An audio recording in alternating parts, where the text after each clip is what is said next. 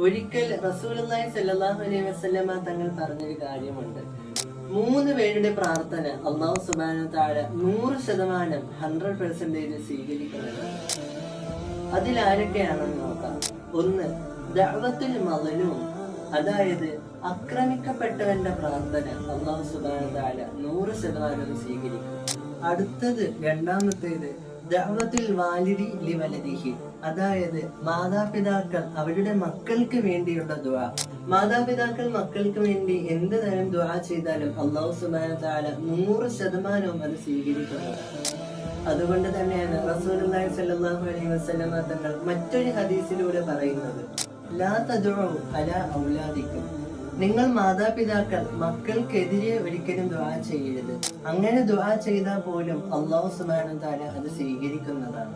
ഇനി അടുത്തത് യാത്രക്കാരന്റെ ദുആ, ദഅവത്തുൽ മുസാഫിർ. എന്തുകൊണ്ട് യാത്രക്കാരന്റെ ദുആ സ്വീകരിക്കുമെന്ന് പറഞ്ഞാല് ഇപ്പോൾ പറഞ്ഞ ഈ 3 പേരിലും വളരെ വ്യത്യസ്തമായിട്ടാണ് യാത്രക്കാരന്റെ ദുആ അല്ലാഹു സുബ്ഹാനഹു തആല 100% സ്വീകരിക്കും എന്ന് പറഞ്ഞത്. യാത്ര എന്ന് പറയുന്നത് നരകശിക്ഷയിൽ നിന്നുള്ള ഒരു ഭാഗമാണെന്നാണ് ഹദീസിൽ തന്നെ റസൂലുള്ളാഹി സ്വല്ലല്ലാഹു അലൈഹി വസല്ലം തങ്ങൾ പറയുന്നുണ്ട്. ചിലപ്പോൾ ഭക്ഷണം കിട്ടാറില്ല, മാത്രമല്ല കൃത്യമായിട്ടുള്ള ഉറക്കം കിട്ടാറില്ല. ഇങ്ങനെയുള്ള ഓരോ ബുദ്ധിമുട്ടേറിയ ഓരോ സന്ദർഭവും നമുക്ക് യാത്രയിൽ അനുഭവപ്പെടാറുണ്ട്. അതുകൊണ്ട് തന്നെയാണ് അല്ലാഹു സുബ്ഹാനഹു വ തആല യാത്രക്കാരന്റെ ദുആയ്ക്ക് പോലും ഇത്രത്തോളം ക്വാളിറ്റി കൊടുക്കാനിടയായത്.